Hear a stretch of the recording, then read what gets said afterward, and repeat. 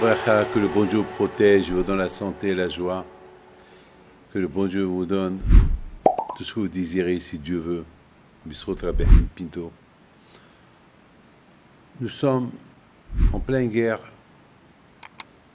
On entend des sirènes. On court à gauche et à droite. Des fois, je me suis trouvé en plein sur les autoroutes. Il fallait qu'on s'arrête, sortir dehors. Et on voit les missiles. Et bien sûr, pendant ces moments-là, on est en danger parce que un missile peut tomber sur nous. Les débris du missile qui pèsent très lourd peuvent tomber sur nous.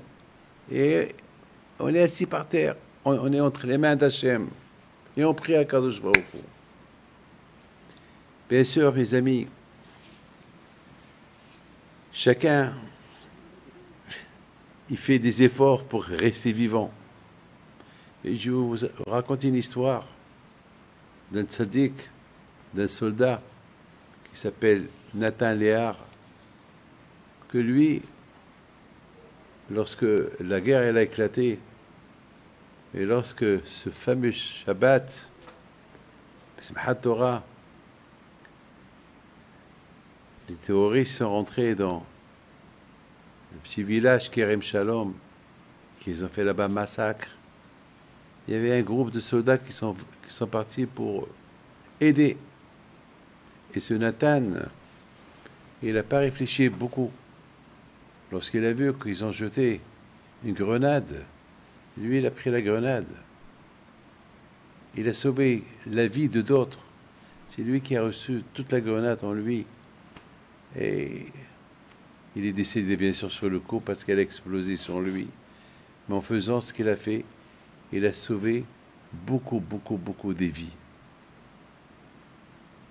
Il y a des gens, mes amis, que ils n'ont pas le temps de réfléchir. Vous savez, on dit toujours, sauf ma'aseh ma'shavat hila. Avant de faire quelque chose, il faut réfléchir. Et ça vaut la peine ou ça vaut pas la peine. Il faut toujours calculer. Il faut avoir un ordinateur dans la tête. Est-ce que tu fais bien, tu fais pas bien? Pour le shlom bayit, c'est pareil. Beaucoup des fois, on réfléchit pas, on répond. Et il y a une guerre entre le couple. Et parfois, ça peut se terminer avec un divorce. Beaucoup des fois, les gens ils crient dans la synagogue, il y a une dispute à la synagogue. Et à la fin, ils regrettent. Pourquoi elle a commencé à crier? Pourquoi? Dans la vie, il faut toujours réfléchir. Avant de faire quelque chose, il faut réfléchir. Mais lorsqu'il y a une chose, une bonne chose qui arrive entre les mains, il n'y a pas à réfléchir. On dit dans Pirkei Avot, mitzvah ba'al yadecha atahmetzena. Une mitzvah qui vient entre tes mains, ne réfléchis pas trop. Il faut la faire. Il faut la faire. Tu réfléchis trop, tu la perds. Mais les autres choses, il n'y a pas de but de les faire. Une histoire, faire une guerre. Avant de faire la guerre, réfléchis. Cette guerre-là, pourquoi? C'est quoi le but de cette guerre? Je ne comprends pas c'est quoi le but. Je ne comprends pas le but de cette guerre. Je ne comprends pas. Je ne comprends pas. Regardez maintenant, malheureusement, les conséquences de maintenant, ils sont terribles. Ils sont terribles. Les conséquences de maintenant, ils sont terribles. Mes amis, cette semaine, je recevais les gens à Natania. Il y a une femme qui arrive chez moi. Elle me dit, je suis la maman de Nathan. Je lui dis, Nathan qui? Nathan, le soldat qui est mort à Kerem Shalom. J'étais choqué. Ah, vous êtes la maman. Je voulais lui donner des consolations, des condoléances. Mais comment parler à une maman qui a perdu son fils?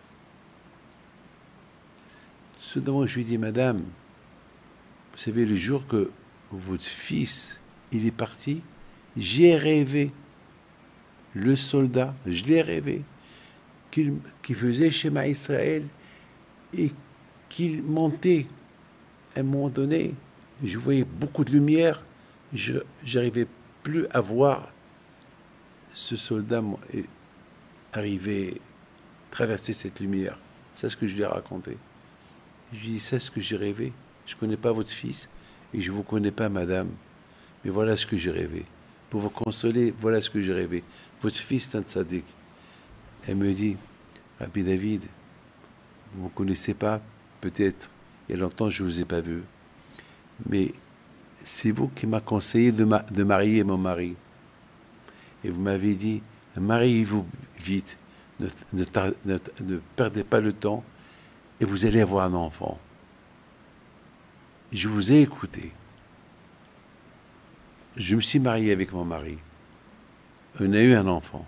C'est Nathan qui est parti. J'étais encore plus choqué. Je me suis en voulu. Alors peut-être, il ne fallait pas que je la pousse à se marier. Peut-être, j'aurais pas dit, marie-toi. Elle n'aurait pas eu ce garçon-là, qui est mort dans... Alors, je ne savais pas quoi lui dire. J'ai dit, ben, alors, c'est elle qui reprend la conversation. Rabbi David, Baruch Hashem, je me suis marié, j'ai eu cet enfant. C'était un tzaddik, il étudiait la Torah. Il venait à la maison, il nous disait qu'est-ce qu'il a étudié à la yeshiva. Donc, j'ai donné à Hashem, il m'a donné un tzaddik, et il est reparti tzaddik. Et je remercie Akadosh Baruch Hu. Mes amis, d'où la force à cette femme de me parler comme ça. Je dis, madame, vous êtes comme Abraham Abinu. Hachem, il a mis à l'épreuve Abraham Abinu, mais c'est une épreuve. Mais vous êtes mieux, vous êtes plus qu'Abraham Abinu, parce que vous avez donné votre fils, sacrifice à Akadosh Baruch Hu, sacrifice pour la Torah, sacrifice pour Am Israël. Pour que vous me parlez de cette manière, c'est que la force de la Torah, de votre fils, qui venait chez vous chaque soir, vous raconter ce qu'il a étudié à la yeshiva, eh ben c'est ça qui vous donne la force pour accepter cette épreuve dont vous êtes aujourd'hui. Donc, moi, de mon côté, tout ce que je peux vous dire, c'est que j'ai rêvé ce Nathan Léar, le jour de sa mort. Je ne l'ai pas raconté à personne. Je n'avais pas à qui le raconter. Vous êtes la première madame à qui je raconte l'histoire de votre fils. Alors j'ai appris qu'il est parti de ce monde-là. Mes amis, que Hachem il fasse que le zéro de ce hayal, ce soldat tzaddik Nathan Léa, que son zéro que Ezat Hachem, le 7 novembre sera son mois, protège-toi Am Israël, et que Hachem y fasse que cette guerre-là, nous n'avons pas cherché à la faire. Que se termine bien. Amen. Que le bon Dieu protège à vous tous.